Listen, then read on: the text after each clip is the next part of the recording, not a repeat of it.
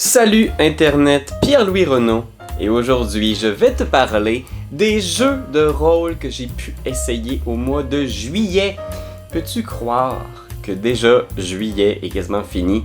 Ça avance à pas de géant cet été. C'est un tour d'horizon des jeux que j'ai pu tester lors du dernier mois.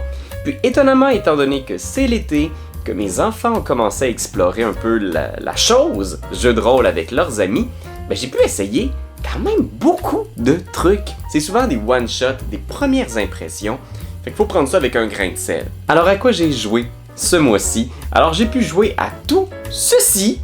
Quand même, on a essayé beaucoup de choses, autant jeux de table que jeux de rôle. Si tu t'intéresses aux jeux de société, je t'invite à aller t'abonner à notre chaîne EtuGame, où on joue à des jeux de toutes sortes, fait que c'est là où je parle de ces autres choses en carton qu'on essaye quand on est capable de ramasser des amis un soir de semaine. J'ai pris part à la campagne de Coup Critique qui se déroule dans l'univers de Alien. Alors c'est le jeu de rôle officiel de la franchise Alien par Free League qui a été animé par Pierre-Philippe Renaud. Vous pouvez aller voir ça, il y a déjà quelques épisodes parus sur leur chaîne, c'est vraiment très chouette! On a roulé l'aventure officielle qui s'appelle Art of Darkness, qui est comme une exploration d'une station scientifique au bord d'un trou noir, qui ne répond plus vraiment aux appels. Alors comme de raison, on va aller enquêter jusqu'à ce que mort s'en suive. Donc c'est un système dans lequel on a nos personnages, avec nos forces, nos faiblesses. Puis c'est ce que j'aime dans Alien, c'est que c'est pas juste le fait que tu peux te faire arracher la colonne vertébrale, c'est que chaque chose que tu vas voir va te donner du stress. Et le stress va graduellement te donner de plus en plus de dés et de plus en plus de chances de survivre aux épreuves. Mais si les dés que tu as rajoutés de stress dans ton pool de dés, parce que c'est un jeu de pool de dés, donc plus tu es bon dans quelque chose, plus tu lances des D6, et on veut obtenir des 6 pour obtenir des succès. Fait que tu lances tous ces dés-là, mais si tu as des 1 sur les dés de stress, donc moi j'utilisais des dés rouges dans mon pool pour symboliser ce stress-là, mais tu dois rouler sur la table de panique. Et la table de panique peut te faire faire toutes sortes de choses, te faire perdre le contrôle, te faire faire quelque chose de stupide, attaquer la créature qui est visiblement une menace pour toi et tes amis, ou te faire échapper des choses, te faire fuir. C'est vraiment chouette parce qu'il y a cette tension-là qui est toujours présente dans le jeu, où parfois tu veux avoir du stress parce que tu sais que sans stress, tu pourras pas survivre à la prochaine épreuve. Fait que oui, j'ai beaucoup aimé Alien. Les blessures aussi, quand t'es attaqué, tu roules sur une table aléatoire de blessures. Donc quand t'arrives au bout de tes points de vie, pis t'as pas beaucoup de points de vie, là, même les plus résistants ont 3 ou 4 points de vie. Mais quand t'arrives au bout de tes points de vie, tu roules sur cette table-là. Ben, ça peut être ton pied est écrasé, t'as eu un coup à la tête puis tu t'es complètement confus.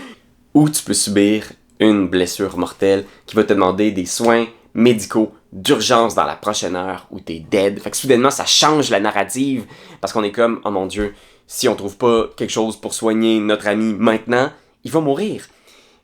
Toutes ces choses-là poussent l'histoire à créer vraiment un scénario d'horreur à la Alien. Fait que j'ai vraiment adoré le système.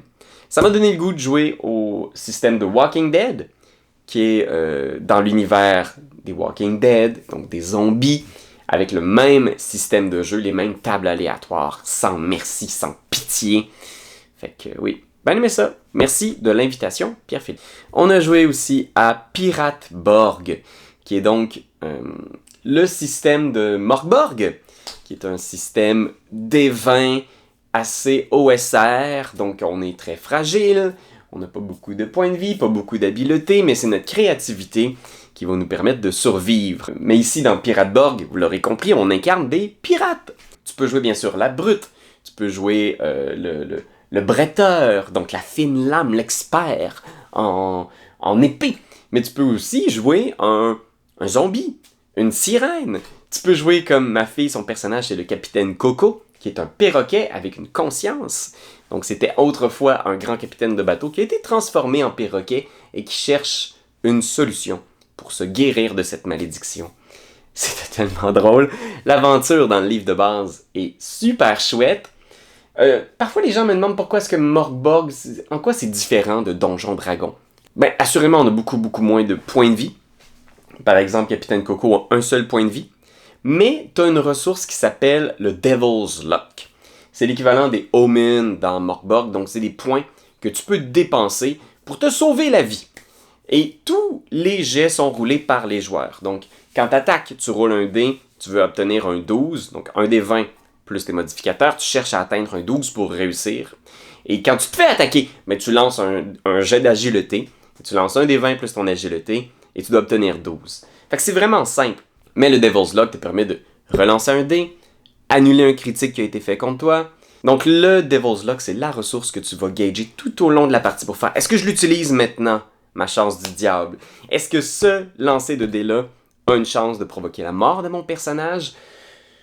Ou je push ma luck, puis je fais « Oh non, je vais être correct, je pense. Il me reste un peu de points de vie, je suis à la bonne place, j'ai des alliés pour m'aider. » J'ai vraiment aimé le système de combat de bateau où on a un capitaine qui déplace le bateau, mais ensuite, chaque membre d'équipage peut activer une des actions du bateau.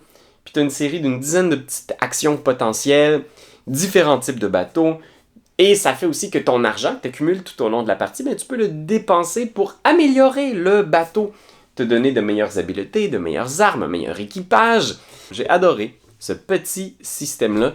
Donc si vous voulez jouer à un monde de pirates, mais que vous voulez quelque chose de simple, vous n'avez pas trop compris les règles de combat de bateau proposées par Saltmarsh pour Donjon Dragon, mais je pense qu'il y a beaucoup de choses dans Pirateborg qui peut s'adapter pour du D&D. Beaucoup plus simple, beaucoup plus dynamique, meilleure présentation, des règles, du livre, ça donne le goût de jouer. Fait que non, j'ai adoré un bon petit système d'été. Ois Moussaillon. On a beaucoup joué aussi à Spire, The City Must Fall. Fait que oui, j'ai pu essayer ce système-là après avoir essayé Heart dans les mois derniers. C'est un système D10 où, selon le résultat du D10, tu peux réussir, échouer ou réussir à un coup. C'est ce que j'aime beaucoup du système de Spire. On va raconter une histoire de révolutionnaire dans une tour magique très étrange. Et on est des draws qui cherchent à survivre sous la tyrannie d'Elfir, de grands elfes magiques qui ont pris le contrôle de la tour qui est notre maison ancestrale. Et donc, on va intégrer des milieux de révolutionnaires. Et on a différentes pistes de points de vie. Donc, on a des points de vie de Blood qui représentent notre résistance physique, nos points de vie de Mind qui représentent notre stress, notre volonté à continuer le combat, nos points de vie de Shadow qui représentent notre identité secrète. Est-ce que les Elfir commencent à comprendre qu'on est associé à un mouvement révolutionnaire? Est-ce qu'on va mettre en danger nos amis, notre famille? Et donc, à chaque fois qu'on a quelque chose à perdre dans le jeu, on roule un des 10. Et selon nos spécialités, on va peut-être en rouler plus qu'un. Et on va prendre le résultat le plus élevé. Et si on a 8, 9, 10, succès, pas de problème. Si on a 1, 2, 3, ça marche pas trop notre affaire. C'est un échec, on subit du stress. Et si on est entre cette braquette-là, ben c'est un succès à un coup. Donc il y a toujours pratiquement du stress qui grimpe, qui vient gruger notre personnage. Et éventuellement, à chaque fois qu'on reçoit du stress, le maître de jeu roule un dé pour voir si notre personnage subit un Fallout, qui est un pas de plus vers la tombe. Mais c'est génial parce que les Fallout, c'est pas... Oui, c'est plate, parce que tu sais que ton personnage a moins de chances de réussir à survivre à ses épreuves, mais en même temps, c'est fun, parce que ça construit l'histoire de ton personnage. Est-ce que tu as une dette maintenant que tu as accumulée auprès de quelqu'un pour continuer le combat? Est-ce que tu as perdu un ami, un membre de ta famille? Est-ce que peut-être il y a une partie de toi qui a été brisée, une partie de ton corps qui a été brisée? Est-ce qu'il y a quelqu'un qui sait maintenant que tu appartiens au ministère? Il y a un des bureaucrates Elfir qui t'a ciblé, qui te connaît, qui a vu ton nom, qui t'a vu dans une ruelle en train d'échanger des armes avec un marchand sur le marché noir, qui sait qu'il doit te spotter, qui va te mettre sous enquête. Parce que dans Spire, ce qu'on fait, c'est on raconte une histoire tragique, et forcément à la fin, il n'y a pas de fin heureuse pour ton héros révolutionnaire. Mais ce que tu veux, c'est arriver au moment du sacrifice héroïque, épique, qui va être signifiant. Et les Fallout, ça t'amène vers ça. Spire, excellent jeu. J'ai vraiment hâte de voir la fin de ce récit de mes apprentis révolutionnaires et de voir comment vont-ils finir leur carrière. On a joué aussi à Dagger Heart. On a fait un one-shot. mené par Yannick de Let's Bégin. Fait que je suis content d'avoir essayé Dagger Art. C'est le nouveau système de Critical Role. Fait que c'est un jeu qui se veut vraiment une espèce de... Il joue dans les mêmes plates-bandes que Donjon Dragon. Médiéval fantastique, beaucoup de magie, des espèces, des créatures qu'on peut incarner qui sont très colorées, très variées. Donc moi, par exemple, je jouais une géante, une cyclope. On avait un homme tigre, un homme grenouille. Énormément de customisation, donc à quelque part, ça m'a fait un petit peu penser à Pathfinder.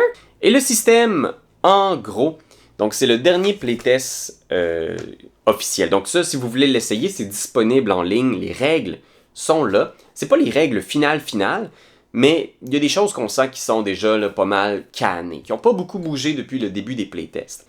Donc le système, c'est un système 2D12. Ce qu'on fait quand on veut entreprendre une action, on lance 2D12.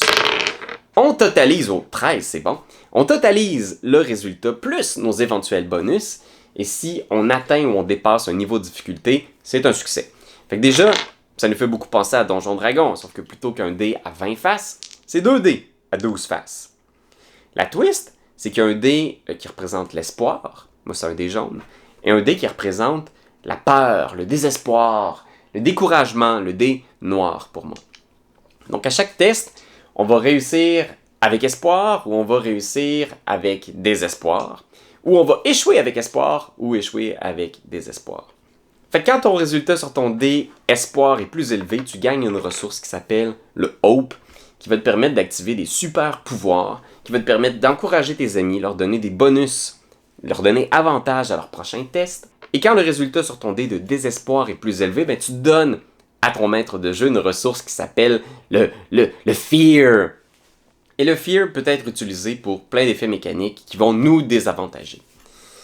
Il y a beaucoup de pouvoirs. Ça, c'est ce que j'ai aimé du système, là. C'est que dès le niveau 1, tu commences avec, tu sais, moi j'avais plein d'habiletés, il y a des petites cartes qui viennent avec le jeu, là. Mais tu sais, je pouvais déjà faire une attaque tornade, je pouvais rentrer en rage, je pouvais me pitcher devant une attaque pour prendre le dégât à la place d'un allié. Fait que tu te sens déjà au niveau 1 comme on se sent des fois dans D&D au niveau 7, 6, 8. Fait que ça, j'ai vraiment aimé ça. Le système de combat est assez fluide, il n'y a pas d'initiative. Fait qu'on tombe dans le combat, les joueurs agissent, et tant et aussi longtemps que quelqu'un roule pas avec Fear, donc avec un résultat plus haut sur son dé négatif, ben on peut continuer à jouer. Puis quand quelqu'un roule avec Fear, ben là, le maître de jeu embarque avec ses créatures. Fait que ça peut aller vite. Si on est malchanceux puis qu'il y a beaucoup de résultats de Fear qui sortent, on peut se faire taper. Fait qu'il faut être toujours un peu sur le qui-vive. Le maître de jeu peut aussi dépenser ses points de Fear pour prendre le contrôle de la narrative dans le combat. Il y a plein d'affaires que j'ai adorées. Il y a des affaires un peu étranges. Effectivement, parfois, ça donne le goût de ne pas prendre d'action à ton tour. Parce que t'es comme, je vais juste me mettre en position pour recevoir les attaques des ennemis, mais je roulerai rien. Comme ça, on garde le contrôle. Puis ça va être le tour d'un autre joueur. Et tant et aussi longtemps qu'on n'est pas dans la meilleure situation tactique possible, on peut jouer avec ce sentiment-là de t'es mieux de pas rouler que de rouler avec Fear.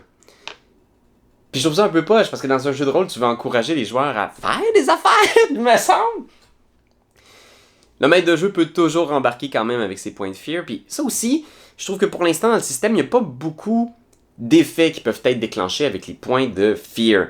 Fait qu'il en tient beaucoup au maître de jeu de trouver des effets à faire. Bon, mais regarde, moi je dépense 3 points pour faire tomber un arbre sur le champ de bataille, mettons. Mais tu sais, pour l'instant, tu vois, ça, j'ai improvisé ça. Je pense qu'avec mon groupe, ce serait parfait. Mais il y a des joueurs qui aimeraient ça, j'imagine, dans un système où il y a beaucoup de petites cartes, de petites règles, de petites affaires, que ça soit un peu plus encadré. Qu'est-ce que le maître de jeu peut faire clairement avec ces points de Fear qui s'accumulent, là. On s'entend, là. Un roulé sur 2, il y a des points de Fear qui arrivent. Le système donne le goût d'y retourner. Fait que non, j'ai bien aimé ça à date. Je suis bien curieux de voir la suite. On a joué aussi à Shadow Dark. On a fait un gros one-shot où on a traversé le donjon de base du livre du maître de Shadow Dark. Et on a filmé le tout. Donc ça va être disponible sur la chaîne pour nos amis qui nous suivent sur Patreon. Fait que oui, allez vous abonner à notre Patreon. On a déjà notre campagne de Blade Runner qui est là. On a un one-shot de horreur liminale. On a une campagne de Heart qui est en cours en ce moment si vous voulez voir ce système narratif incroyable. Et très bientôt, Shadow Dark. Fait que oui, il faut s'abonner au Patreon. C'est awesome! Fait que oui, on a joué. C'était très cool. Puis je sais qu'il y a beaucoup de gens qui sont frileux d'embarquer dans Shadow Dark parce qu'ils ont regardé un peu le set de règles. Et c'est vraiment Donjon Dragon 5e édition simplifié. Fait qu'il y a beaucoup de gens qui se sont dit, je sais pas pourquoi Shadow Dark a connu un si gros succès sur Kickstarter, parce que ça semble être un peu quelconque. Mais en y jouant, on réalise que quelques règles clés qui font de ce jeu-là quelque chose d'unique. Vraiment, ça m'a rappelé HeroQuest, ça m'a rappelé les jeux de table de miniatures de mon enfance. Fait que c'est vraiment le genre de jeu qui va s'adresser peut-être un peu plus aux amateurs de Dungeon Crawl, aux jeux de miniatures, qu'aux fans de jeux de rôle. Ce jeu-là s'inspire, oui, des jeux vieille école, comme les toutes premières éditions de Donjon Dragon. Donc on a beaucoup moins de points de vie, on est plus fragile, ça oui, mais on y ajoute la touche moderne propre à la 5e édition. C'est-à-dire que c'est un système où on va rouler un D20, on ajoute des modificateurs, on essaie d'atteindre un certain degré de réussite. C'est assez classique, assez standard D&D. Fait que je pense qu'il y a toute la structure mécanique du jeu va vraiment être familière à ceux qui ont joué à la 5e édition. Donc ça, vous pouvez prendre Shadow Dark, le mettre dans les mains de n'importe qui a joué à D&D, puis ils vont comprendre tout de suite. Les seules petites différences que j'ai trouvé vraiment chouettes parce que ça met une pression constante sur le groupe, c'est qu'on a de un des rencontres aléatoires à chaque tour de table. Parce que oui, on va jouer constamment en initiative. Donc dès qu'on rentre dans un donjon, tout le monde roule l'initiative et on a toujours un tour de jeu de crawl. Fait que ça, j'aime ça parce que c'est parfait pour des nouveaux joueurs qui font « Ok, c'est mon tour, je vais faire de quoi? » Plutôt que d'être laissé libre, puis des fois, tu as un joueur un peu plus aguerri qui prend les devants, qui prend le lead, puis les autres joueurs vont suivre. Là, soudainement, quand c'est ton tour, qu'est-ce que tu fais? T'explores, t'observes, tu t'en vas te mettre la tête à l'intérieur de cet étrange passage dans l'ombre que vous avez vu à l'ouest. C'est la formule parfaite pour donner l'opportunité à vos joueurs de se mettre la tête dans la gueule du loup. Ils vont constamment se déplacer, aller seuls dans une pièce, faire « Oh oh, il y a des fantômes et je suis seul ». Ce qui est chouette aussi, c'est que l'initiative fait juste tourner autour de la table. Donc dès qu'il y a quelqu'un qui gagne l'initiative, après ça, c'est le joueur à sa gauche. Ça rappelle vraiment les jeux de société, puis ça, les gens comprennent facilement. Moi, j'ai pas besoin de me faire une liste avec c'est le tour à qui de jouer. Ça roule. C'est vraiment plaisant. On gagne des niveaux en trouvant des trésors. Alors, on a un incitatif clair. Le but, c'est pas de tuer, c'est de trouver des trésors. Fait que si on est capable d'aller chercher la petite statuette en or sans réveiller le cube gélatineux, c'est parfait. Fait que c'est vraiment le genre de jeu qui va mettre à l'épreuve l'ingéniosité des joueurs. Donc, les fameuses rencontres aléatoires. On va rouler un D6 à la fin du tour de table si il n'y a pas de lumière, de source de lumière dans la pièce. Fait que les joueurs doivent toujours avoir une torche, une lanterne, et si tu te retrouves dans une pièce où tu es seul, à la fin de ton tour, on va rouler un D6. Si on obtient un 1, il y a une rencontre aléatoire propre au donjon où on se trouve. Vas-tu te retrouver seul face au minotaure qui hante le labyrinthe? Ça incite les joueurs à toujours penser à leur source d'éclairage. Personne n'a vision dans le noir, même les elfes, même les nains. Seulement les monstres voient dans l'obscurité. Fait que si tu te retrouves dans les ténèbres, il va falloir rouler un petit dé pour voir s'il y a quelque chose qui va sortir pour te bouffer. Et les torches durent 60 minutes dans la vraie vie. Puis ça, c'est un incitatif, comme c'est une ressource rare, les sources d'éclairage, c'est un incitatif pour que les joueurs avancent en faisant « Ok, là, on n'a pas le temps de trop jaser, là, parce que ma torche, ça commence à diminuer, il me semble que ça fait genre 30 minutes qu'on est ici, puis qu'on niaise. » Fait qu'il faut que ça roule, que ça avance, que ça aille de l'avant. Puis ça, j'ai adoré ça. Puis, c'est pas rare qu'au plein milieu d'un combat, le minuteur de la torche sonne, puis soudainement, tout le monde se retrouve dans le noir. On roule un D6, oups. Il y a soudainement quelque chose d'autre dans l'obscurité qui arrive au moment où vous êtes en train de vous battre. C'est cruel, c'est drôle, mais c'est très gamey. Shadow Dark nous enligne un petit peu plus dans un univers sombre et dangereux. Donc on pense le jeu pour explorer des cryptes et des donjons. Ça va pas plaire à tous, je pense. Et je pense que si vous prenez ce set de règles-là et vous faites juste comme « Ah, C'est Donjon Dragon, mais plus simple, puis on est dans une ville. Vous pouvez le faire, mais vous risquez de manquer un peu la saveur particulière du jeu. À mon avis, c'est vraiment le genre de jeu qui est fait pour être joué à la HeroQuest ou explorer le château de Ravenloft de Strad von Zarovich avec Shadow Dark. C'est parfaitement faisable. Tous les donjons classiques de la première, deuxième édition, vous pouvez le faire avec Shadow Dark. Les monstres sont simples, les classes sont simples, le système est facile à expliquer. Fait que je pense que c'est là la force de Shadow Dark. Moi, j'utiliserais pas ça pour faire une intrigue politique urbaine, mais bon, faites bien ce que vous voulez, je suis pas votre mère. Fait que ça, c'est les jeux que j'ai testés. Et maintenant, on arrive dans la section « Je n'ai pas joué, mais j'ai lu ». Vous savez, c'est Gen Con qui approche à grands pas et on a eu les nommés pour les Ennies. Fait qu'il y a beaucoup de choses là-dedans qui sont pas nécessairement des surprises. On a Free League qui est nommé à quelques égards. Et on a aussi Rowan, Rook and Deckard, les créateurs de Heart, qui ont été nommés pour leur nouveau jeu, Eat the Reich. Eat the Reich, c'est un jeu que j'ai lu récemment qui nous propose d'incarner des vampires. Pendant la Deuxième Guerre mondiale, un commando de vampires engagé pour tuer Adolf Hitler et boire le sang des nazis. Fait que c'est un jeu très métal qui se présente comme un truc néon, fluorescent, ultra violent, rapide à jouer, facile à comprendre, tu te pitches dedans, envoie donc, on va boire le sang des nazis!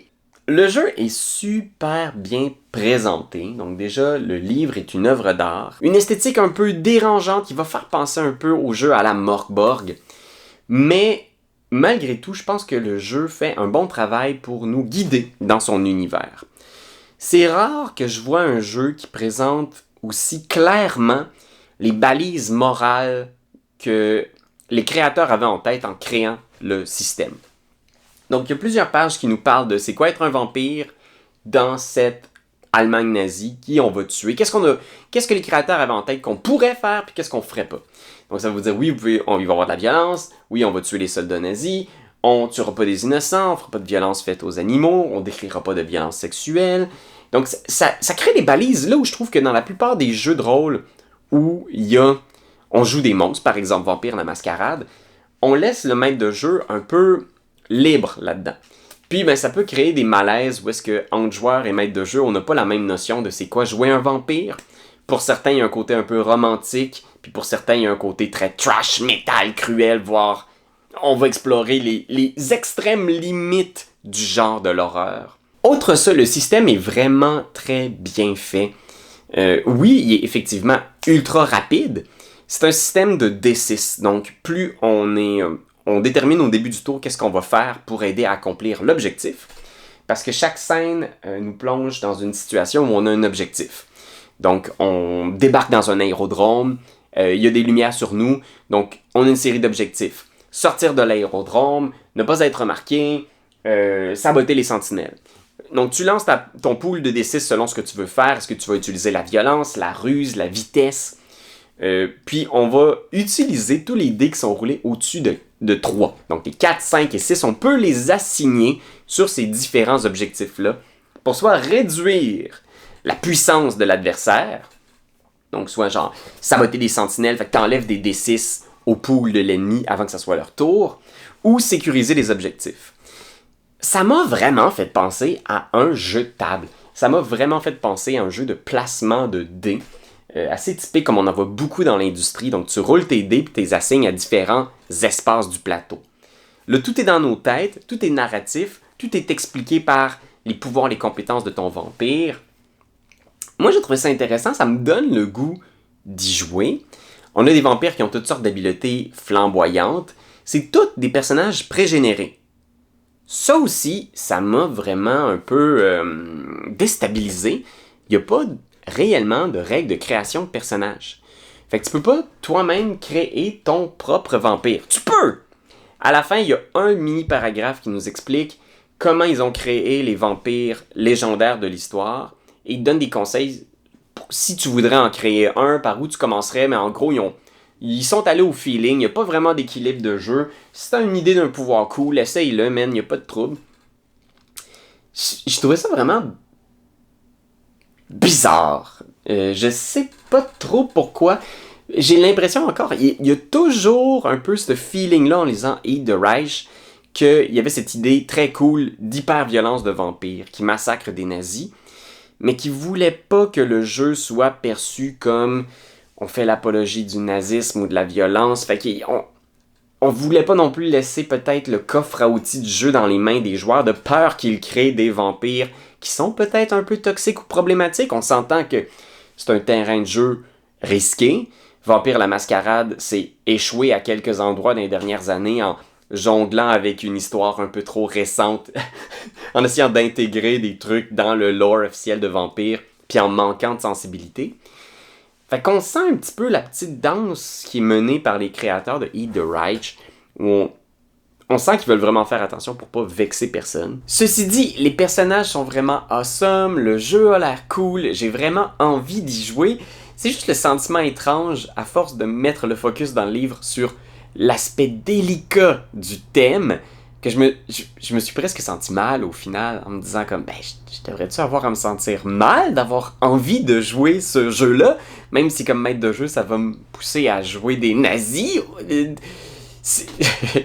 On se met à tellement overthinker ces choses-là, que je pense qu'ils font bien malgré tout de mettre des balises claires pour tenter d'apaiser les choses avec les joueurs. Et on va finir avec les petites annonces ludiques. Écoute, il y a beaucoup de gens qui m'écrivent Internet parce qu'ils ont des passions, des trucs qu'ils créent, que ce soit un jeu de rôle ou des trucs connexes au jeu de rôle.